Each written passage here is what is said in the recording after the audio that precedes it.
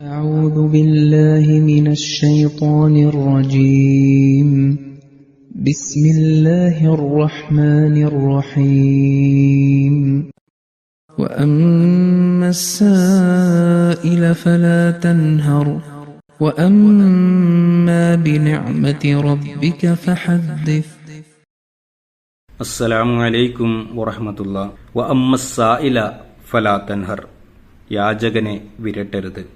വഅമ്മ ബിനിഅമതി റബ്ബിക ഫഹദ്ദിസ്, നിന്റെ നാഥന്റെ അനുഗ്രഹത്തെ എടുത്തു പറയുക. ഈ ആയത്തുകളിലൂടെ അള്ളാഹു നബി സല്ലല്ലാഹു അലൈഹി വസല്ലമയെ അഭിസംബോധന ചെയ്തുകൊണ്ട് പറയുന്നത്, യാചകനെ നീ ഒരിക്കലും തന്നെ വിരട്ടരുത്. കാരണം ഒരു ദിവസം നീയും യാചകനായിരുന്നു, അള്ളാഹുവിനോടുള്ള സ്നേഹം അഭ്യർത്ഥിച്ച് വന്നിരുന്നു. എന്നാൽ നിന്നെ നാം തടയുകയോ മടക്കി അയക്കുകയോ ചെയ്തില്ല. മറിച്ച് കൈനിറയെ നിനക്ക് ആവശ്യമായതെല്ലാം നൽകിയാണ് വിട്ടയച്ചത്. ഇനി നിന്റെ അടുത്തും സ്നേഹത്തോടുകൂടി ആവശ്യങ്ങൾ ഉന്നയിച്ചുകൊണ്ട് ജനങ്ങൾ വരുന്നതാണ്. അവരെ പൂർണ്ണമായും പരിഗണിച്ച് അവരുടെ ആവശ്യങ്ങൾ നിറവേറ്റിക്കൊടുക്കേണ്ടത് നിന്റെ കടമയാണ്. അമ്മ ബിനിഅമതി റബ്ബിക ഫഹദ്ദിസ്, നീ നിന്റെ നാഥന്റെ അനുഗ്രഹത്തെ എടുത്തു പറയുക. അത് രണ്ട് വിധത്തിൽ ആകാവുന്നതാണ്. ഒന്ന്, ഏകാന്തതയിൽ അവൻ്റെ അനുഗ്രഹങ്ങളെ സ്മരിച്ചുകൊണ്ട് നന്ദി അറിയിക്കുകയും അവനെ സ്തുതിക്കുകയും നന്ദി സൂചകമായി സുജൂദ് ചെയ്യുകയും അവനെ സ്തുതിപാടിക്കൊണ്ട് നാവിനെ എപ്പോഴും ആർദ്രമാക്കി വെക്കുകയും ചെയ്യുക എന്നതാണ്. രണ്ട്, അള്ളാഹുവിൻ്റെ ഔദാര്യങ്ങളെക്കുറിച്ചും അവൻ നൽകിയിട്ടുള്ള അനുഗ്രഹങ്ങളെക്കുറിച്ചും ജനങ്ങളെ ബോധവാന്മാരാക്കുകയും അവനോട് നന്ദി കാണിക്കുന്നതിന് വേണ്ടി അവരെ പ്രേരിപ്പിക്കുകയും ചെയ്യുക. ലഭിച്ച അനുഗ്രഹത്തിൽ നിന്ന് ഫലമെടുക്കുകയും മറ്റുള്ളവർക്കും പ്രയോജനം വരുത്തുകയും ചെയ്യുക.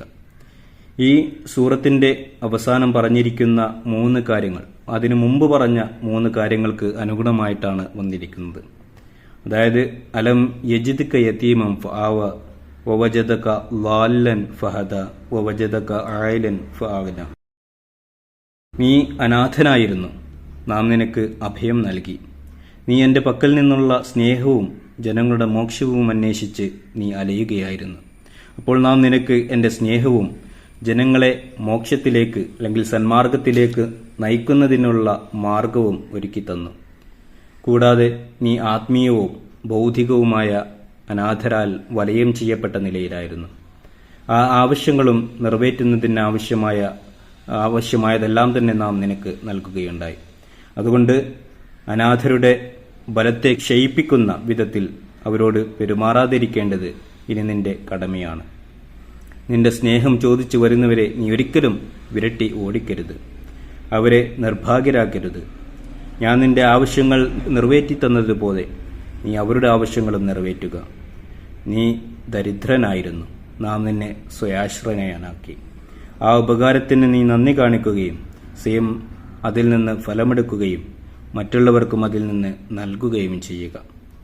ചിലർ തെറ്റിദ്ധരിക്കുന്നത് ഭൗതിക നേട്ടങ്ങളിൽ നിന്നും അനുഗ്രഹങ്ങളിൽ നിന്നും ഫലമെടുക്കുക എന്നത്, ഉദാഹരണമായി നല്ല ഭക്ഷണം കഴിക്കുക, നല്ല വസ്ത്രം ധരിക്കുക, മൂല്യമുള്ളതും ഗുണമേന്മയുള്ളതുമായ വസ്തുക്കൾ ഉപയോഗിക്കുക തുടങ്ങിയ കാര്യങ്ങൾ ഒരു ആത്മീയതയുള്ള വ്യക്തിക്ക് ചേർന്നതല്ല എന്നാണ്. എന്നാൽ അത് ശരിയല്ല. അത് അവർ തന്നെ ഉണ്ടാക്കിയ ഒരു ആത്മീയ നിലവാരമാണ്. ഇസ്ലാമും ഇർഫാനുമായിട്ട് അതിന് യാതൊരു ബന്ധവുമില്ല. കാരണം അള്ളാഹു പറഞ്ഞിരിക്കുന്നത് അമ്മ ബിനിഅമതി റബ്ബിക ഫഹദ്ദിസ് എന്നാണ്. അള്ളാഹുവിൽ നിന്ന് ലഭിച്ച ഏതൊരു അനുഗ്രഹത്തെയും അനുഗ്രഹമായി കണ്ടുകൊണ്ട് അതിൽ നിന്നും ഫലമെടുക്കുകയും മറ്റുള്ളവർക്കും അത് മുഖേന ഫലം ചെയ്യുകയും ചെയ്യുക എന്നതാണ്. ഈ ആയത്തിന്റെ അർത്ഥം നാം ആത്മീയപരമായി നോക്കുകയാണെങ്കിൽ, നാം ഏതൊരു അധ്യാപനമാണോ നിനക്ക് നൽകിയിരിക്കുന്നത് അതിൽ സ്വയം പ്രവർത്തിക്കുകയും മറ്റുള്ളവരെ അതനുസരിച്ച് പ്രവർത്തിപ്പിക്കുകയും ചെയ്യുക എന്നതാണ്. അല്ലെങ്കിൽ പ്രവർത്തിപ്പിക്കുന്നവരായി മാറ്റുക എന്നതാണ്. ലോകത്ത് ധാരാളം പേർ അവരുടെ മാർഗദർശനത്തിനായി അള്ളാഹു അവൻ്റെ ഭാഗത്തു നിന്നും ഒരു പ്രകാശം ഇറക്കിയിരിക്കുന്നു എന്നതിനെക്കുറിച്ച് അജ്ഞരാണ്. ആ ആകാശീയ പ്രകാശം അവരിലേക്ക് എത്താത്തത് കാരണം അജ്ഞതയുടെ അന്ധകാരത്തിലാണുള്ളത്. ദൈവസ്നേഹത്തെ അന്വേഷിച്ച് വലയുന്നവരിലേക്ക് അവൻ്റെ സന്ദേശം എത്തിക്കുന്നതിന് വേണ്ടിയാണ് ആകാശീയ സമ്പത്ത് കൊണ്ട് നിന്നെ അനുഗ്രഹിച്ചിരിക്കുന്നത്. അതുകൊണ്ട് നീ തബ്ലീഗ് ചെയ്ത് അള്ളാഹുവിൻ്റെ നാമത്തെ ലോകത്തിൻ്റെ കോണുകളോളം എത്തിക്കുക. ഉറങ്ങിക്കിടക്കുന്നവരെ എഴുന്നേൽപ്പിക്കുക. നിനക്ക് നൽകപ്പെട്ടിരിക്കുന്ന സമ്പത്ത് ജനങ്ങളിൽ വിതരണം ചെയ്യുക. അതിനുവേണ്ടിയാണ് നാം നിന്നെ എഴുന്നേൽപ്പിച്ചിട്ടുള്ളത്.